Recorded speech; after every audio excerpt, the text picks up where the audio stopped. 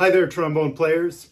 I put together this video because earlier this year I was looking into carbon fiber trombone options, and I was having a hard time finding a serious, well-recorded comparison video. It's hard to get a hold of a carbon fiber trombone to try, and generally the videos of people demonstrating them were recorded with iPhone mics and not proper recording mics. And even in those videos, there's no direct comparison with a brass trombone. I managed to get a hold of a Butler and a DaCarbo carbon fiber trombone. They're both 508 bore because I wanted something that sounded like what I play already, which is a Yamaha 891z, the Yamaha Custom Z. Like my Yamaha, the Butler has an 8-inch bell. It's the JJ model. The DaCarbo has a slightly bigger bell. It's the 8.27 inch. This video is going to be the comparison that I was hoping to find when I was shopping around. So I hope it helps you guys out too. I'll tell you a little bit about these horns first and then play them without letting you know my thoughts until after. That way you can hear them with an unbiased opinion. You might also want to look away from your screen while listening to the trombones for the first time to make sure your opinion is truly unbiased. The reason I wanted to try a carbon fiber trombone isn't because of the lightness of the slide. I thought my Yamaha slide was already pretty light and fast, but my sweat is a little bit acidic, and the lacquer on my trombone, on my Yamaha, gets eaten away, eventually pitting the metal and then eventually putting a hole in the slide. I'll show you here. There's a bunch of lacquer wear. I guess it's like maybe saliva acidity as well or something. I'm not sure. Right now I've got a plastic wrap from Protex, a company that wraps cars. They wrapped the front of my car to protect this from getting any worse, but you can see it still gets a bit green underneath the plastic wrap. You know, eventually it would become a hole. Then I get that patched, but I'm also pretty clumsy, and when it's not a pandemic, I'm like usually racing from gig to gig, you know, putting the trombone away, getting it set up really fast. I get all kinds of little dings in the bell and other spots. So maybe you can see like my bell is not in perfect condition anymore. So by the time it gets a hole in the slide, the trombone still plays well, but it's not looking too great. I'm on my 4th or so trombone of the same model horn. The first couple were the very similar previous model of the same horn. So I thought instead of buying another one, if I switch to a carbon fiber, maybe the durability will actually make it last and I might be able to stop replacing the horn. Plus, I get the bonus of the light slide and the unique look. I thought I'd also include the P-bone in this comparison only because some people who are skeptical of carbon fiber trombones might think that they sound more like that. That seems to be the number one question people ask is, does a carbon fiber trombone sound like brass? I still use my regular mouthpiece on the P-bone and not the plastic one it comes with, which has a much worse sound. I use the same mouthpiece on all the trombones. For this recording, I used a blend of studio mics in order to achieve a natural tone. I was initially going to use just one close mic and the room mic, but the blend sounds quite realistic, so that's what I went with. I only used a little compression to get a good balance between the mics, and I left all the settings the same between recording the different trombones, so the same gain, same compression, etc. If something sounds louder, it's because that trombone has more resonance. For my gigs that aren't acoustic, I use a DPA clip-on mic with a wireless pack and all that, and effects. And in-ears. So I also wanted to hear what it sounds like with just the DPA mic. So you're going to hear each test with all the mics first, then just the DPA. So here we go with the comparison videos. Now is the time to look away from the screen if you want to start with an unbiased opinion. Make sure to listen on good speakers or headphones. Don't just, sit on the toilet and watch YouTube on your phone to pick your next expensive purchase.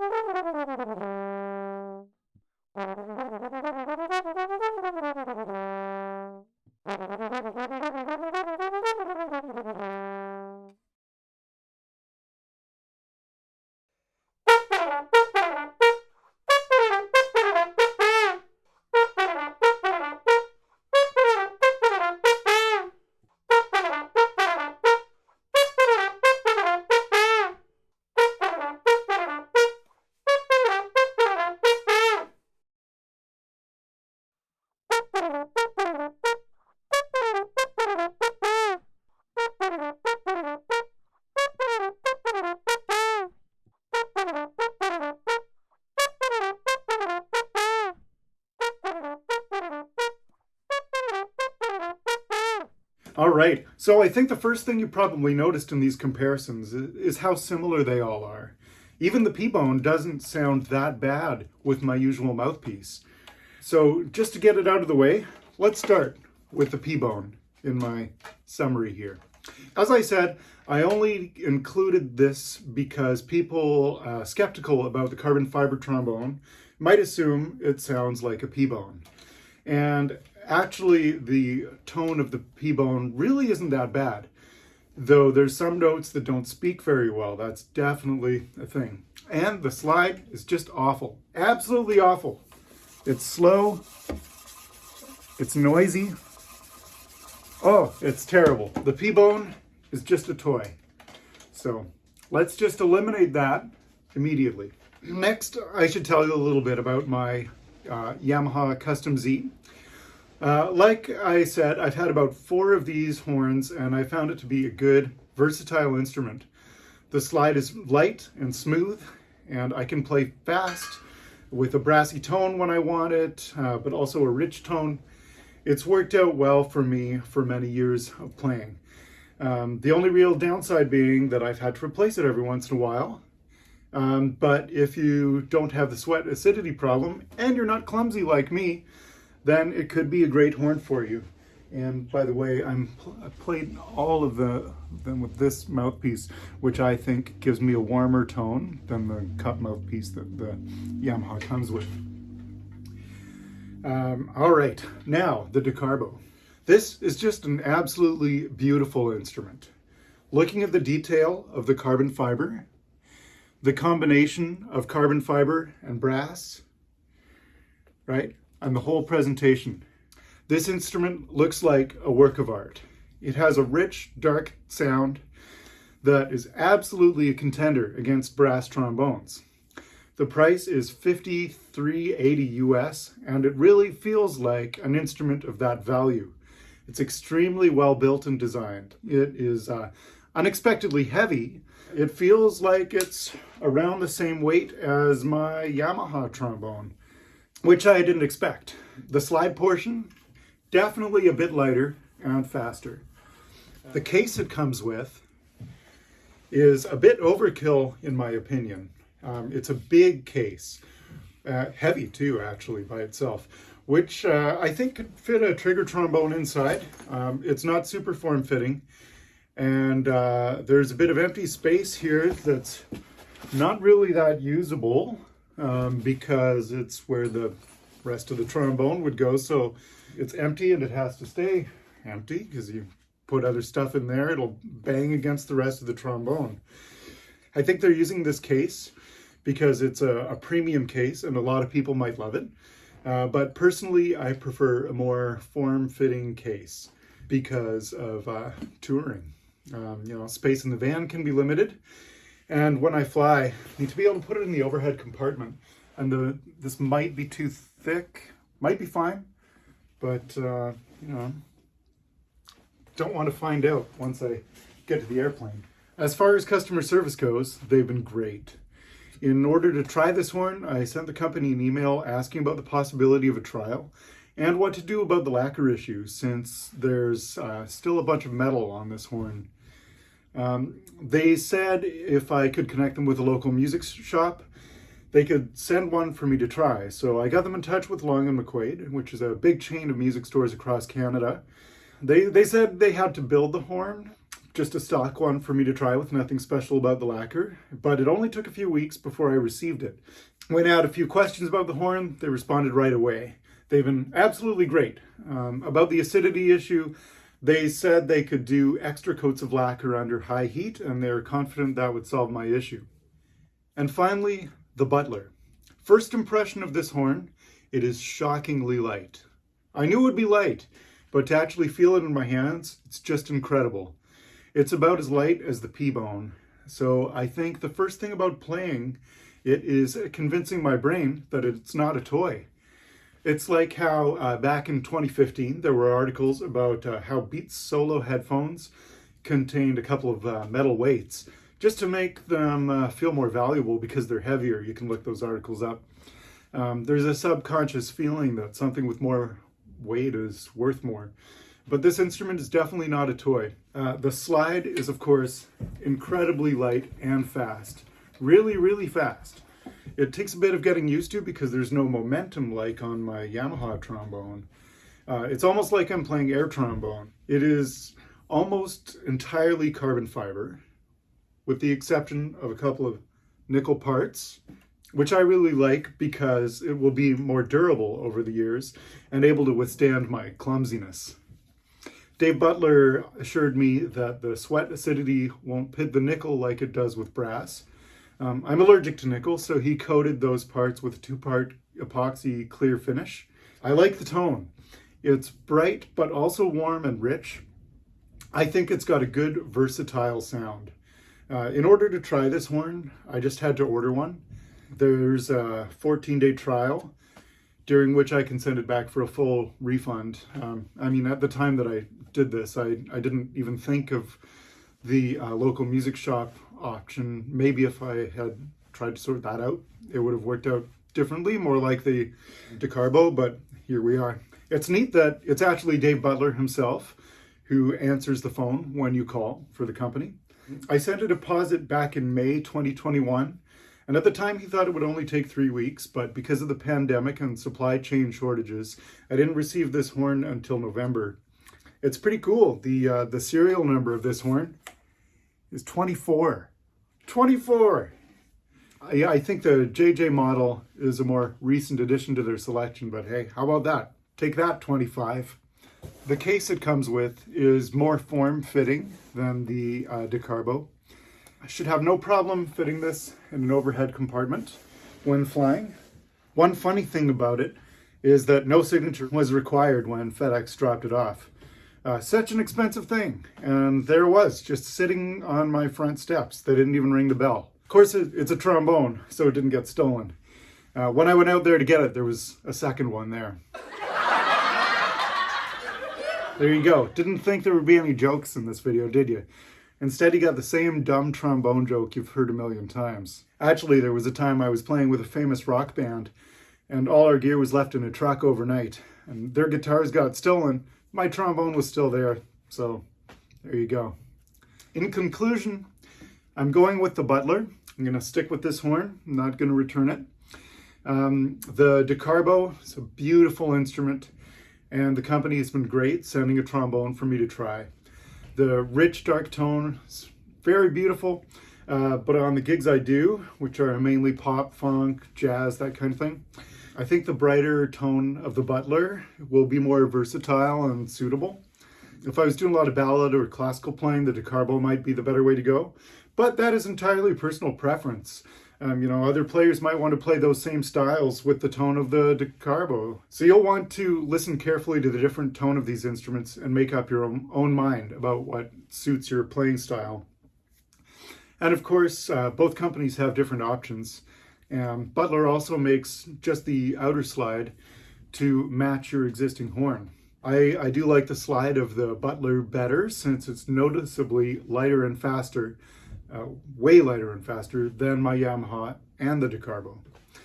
And because there's less metal on the Butler than the DaCarbo, I think this will stand up to my clumsiness over time a lot better. The Butler is also $32.50 US compared to the DaCarbo for $53.80 US, but I tried not to let the price sway my judgment. However, I do worry that with all this metal on such an expensive horn, given my clumsiness, as mentioned several times, maybe I would damage this horn just as fast as my Yamaha. So that would be disappointing. The Butler trombone, also very cool looking, and will definitely stand out on stage. Of course, what I mainly had to base my decision on was the sound. The sound of this trombone, whatever I play, that's the sound of me. And it has to be good in order for me to keep getting gigs and doing this for a living. Like I said, this decision is personal. Both the Butler and DaCarbo are great trombones and definitely real instruments. They're not toys, it's not a gimmick. So listen to the recordings of both trombones, and hopefully this video will help you pick the one that is right for you.